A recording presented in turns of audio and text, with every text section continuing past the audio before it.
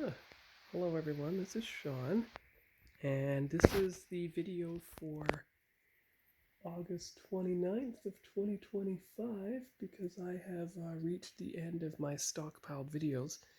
I moved to Creemore in, well, August 1st, that's about 4 weeks ago now, and I gave you a short preview of all my models that I'd unpacked that were displayed on the shelf, so now you go through them in more detail. So there's model number 4. That's the TOS Enterprise in 1000 scale. I gave it metallic accents and different decals, and it's kind of making it look a bit like the second pilot. Here's a metallic 24th century version of the NX-01, sorry, NCC 1701 refit. You can see the red Bassard collector and the blue warp grill. Here is the Excelsior, the Captain Sulu Excelsior. You can tell because of the smaller bridge and the 2 impulse crystals and the turquoise blue pearl. Now keep in mind that is in the foreground is actually painted Desert Art Deco turquoise because the decals didn't work. There's the decals there, but they're almost nearly identical in color shade, which is a great surprise for me. And of course the Excelsior Shuttle Bay. Now let's see if this works here. Faint hints of pearlescent, but there are the iridescent colors, see? So there's green there, alternates with blue and gold. Of course they flip. There's red on the other end. And of course the Excelsior has been autographed by the original Captain Sulu, George Takei. Finally got to pronounce it right. Here's what I call the landing legs Voyager. It has the light phasers of the Philomene model, the alternating windows of the Revell Voyager, Revell Germany Voyager, and of course it has my, I guess you could call it my signature, can't say trademark, I haven't traded, iridescent Aztecs.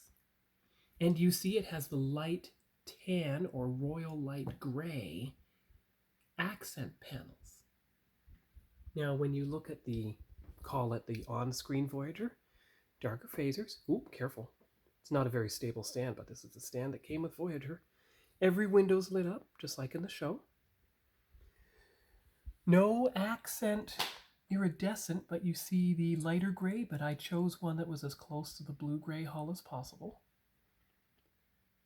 And that's about it. Oh, and of course, the port and starboard navigation lights. So port side, starboard side.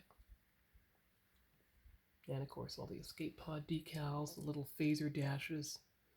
So really all that's left to do on this ship is a bit of side decal work and then use a gunmetal gray to fill in the gap there. I wish those weren't decals. I wish they were actual inset pieces like they were on the big Voyager, which I have yet to unpack. And then of course you get to my model car collection so far. The 74 Herbie from the Airfix kit. You can see the steering wheels on the wrong side for everywhere but England. There is a Knight Rider car whose T-tops are finally glued in and stable. And there's the Miami Vice Daytona Spider whose muffler assembly I had to put back into place during the packing, but otherwise it survived unscathed. Minor miracle, this Herbie survived completely unscathed, though I am sure that this decal has shifted slightly. But then again, Herbie was 30 years old. See? That's how, there, now it's aligned. Well, remember, that is a sticker, not a decal. And it's supposed to be held down by the thing, but that's why I like it when it goes over the thing. And of course, here is Brian's Eclipse from Fast and Furious.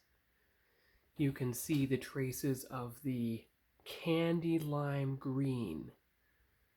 And of course, here's the Star Destroyer and the Millennium Falcon. So that's it for now.